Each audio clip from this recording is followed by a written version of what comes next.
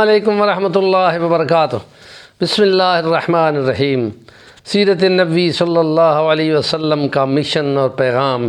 انسانیت کے اتحاد، یگانگت اور بھائی چارے کے لیے ہے، اور تمام ملت کو، مسلمانوں کو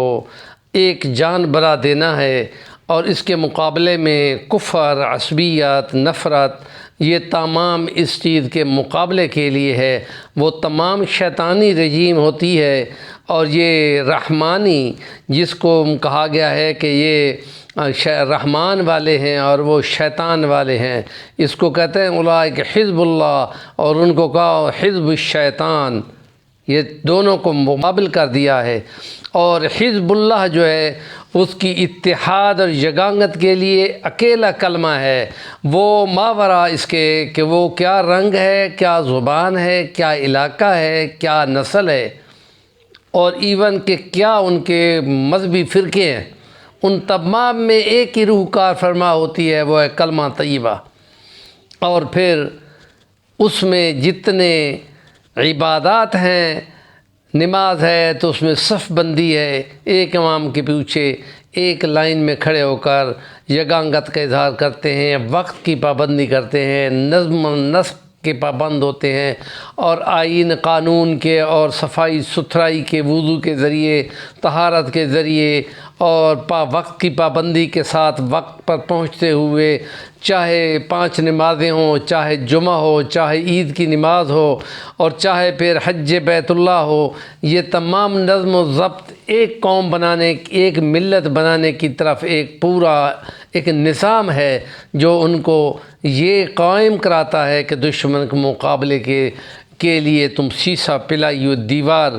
بننا ہوگا، اور فرنٹ لائن اور دوسری لائن اور تیسری لائن، یہ دفاع کا سسٹم ہوتا ہے۔ اور اگر امارت اور نظام کا ہو تو پھر ایک امام کے پیچھے مشورت کے ساتھ،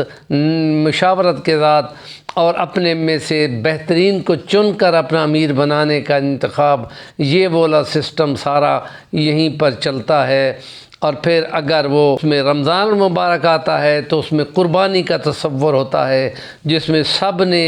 ایک جان ہو کر اللہ کی رضا کے لیے بھوکا پیاسا رہنا ہوتا ہے۔ گویا کہ جنگوں میں جب وہ سب پہ ایک جیسا نظام آتا ہے تو پھر اس میں کوئی امتیاز نہیں ہوتا، ایک خاص وقت تک سب نے یگانگت کا اظہار کرنا ہوتا ہے اور بغیر کھائے پیے رہنا ہوتا ہے۔ اور پھر مالی قربانی کا تصور ہے زکوٰۃ کے ذریعے سے، کہ جس کے پاس ہے وہ ان کو دے گا، جن کے پاس کچھ نہیں ہے، ایک خاص نصاب مقرر ہے، اور اس میں سے اپنے ایمان یقین کے ساتھ رہ کر، اور پھر نظام اور امارت کے ذریعے سے، جیسے اسلام نے 4 ہجری میں زکوٰۃ کو لاگو کیا تھا اور 9 ہجری میں باقاعدہ وصول کی گئی تھی، دھیرے دھیرے تدریجاً یہ سارا نظام آتا ہے۔ اور اس کے بعد پھر حج آتا ہے، جو کہ 9 ہجری میں جا کے فرض ہوا تھا، اور پھر